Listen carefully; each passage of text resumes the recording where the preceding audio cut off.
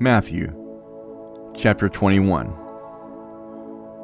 When they came near to Jerusalem and came to Bethphage, to the Mount of Olives, then Jesus sent 2 disciples, saying to them, "Go into the village that is opposite you, and immediately you will find a donkey tied and a colt with her. Untie them and bring them to me. If anyone says anything to you, you shall say, 'The Lord needs them,' and immediately he will send them." All this was done that it might be fulfilled which was spoken through the prophet, saying, "Tell the daughter of Zion, behold, your king comes to you, humble and riding on a donkey, on a colt, the foal of a donkey." The disciples went and did just as Jesus commanded them, and brought the donkey and the colt and laid their clothes on them, and he sat on them. A very great multitude spread their clothes on the road. Others cut branches from the trees and spread them on the road. The multitudes who went in front of him and those who followed kept shouting, "Hosanna to the Son of David! Blessed is he who comes in the name of the Lord! Hosanna in the highest!" When he had come into Jerusalem, all the city was stirred up, saying, "Who is this?"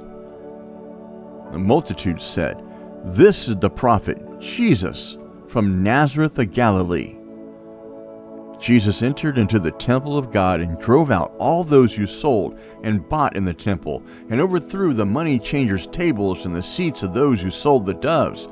He said to them, "It is written, 'My house shall be called a house of prayer,' but you have made it a den of robbers." The lame and the blind came to him in the temple, and he healed them. But when the chief priests and the scribes saw the wonderful things that he did, and the children who were crying in the temple and saying, "Hosanna to the Son of David," they were indignant and said to him, "Do you hear what these are saying?" Jesus said to them, "Yes. Did you never read, 'Out of the mouth of children and nursing babies you have perfected praise'?" He left them and went out of the city to Bethany and camped there. Now in the morning, as he returned to the city, he was hungry. Seeing a fig tree by the road, he came to it and found nothing on it but leaves. He said to it, "Let there be no fruit from you forever." Immediately the fig tree withered away. When the disciples saw it, they marveled, saying, "How did the fig tree immediately wither away?" Jesus answered them, "Most certainly I tell you, if you have faith and don't doubt, you will not only do what was done to the fig tree, but even if you told this mountain, 'Be taken up and cast into the sea,' it would be done. All things, whatever you ask in prayer, believing, you will receive." When he had come into the temple, the chief priests and the elders of the people came to him as he was teaching and said, "By what authority do you do these things? Who gave you this authority?" Jesus answered them, "I also ask you one question, which if you tell me, I likewise will tell you by what authority I do these things. The baptism of John, where was it from? From heaven or from men?" They reasoned with themselves, saying, "If we say from heaven, he will ask us, 'Why then did you not believe him?' But if we say from men, we fear the multitude, for all hold John as a prophet." They answered Jesus and said, "We don't know." He also said to them, "Neither will I tell you by what authority I do these things. But what do you think? A man had 2 sons, and he came to the first and said, 'Son, go work today in my vineyard.' He answered, 'I will not.' But afterward he changed his mind and went. He came to the second and said the same thing. He answered, 'I'm going, sir.' But he didn't go. Which of the 2 did the will of his father?" They said to him, "The first." Jesus said to them, "Most certainly I tell you that the tax collectors and the prostitutes are entering into God's kingdom before you.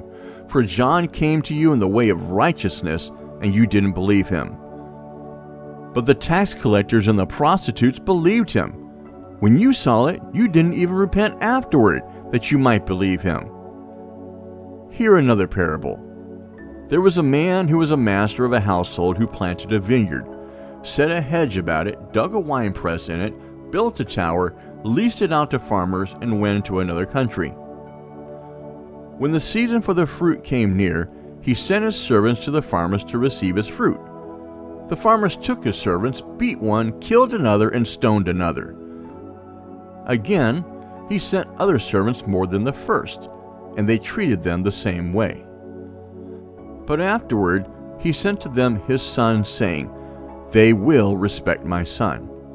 But the farmers, when they saw the son, said among themselves, "This is the heir. Come, let's kill him and seize his inheritance." So they took him and threw him out of the vineyard and then killed him. When, therefore, the Lord of the vineyard comes, what will he do to those farmers?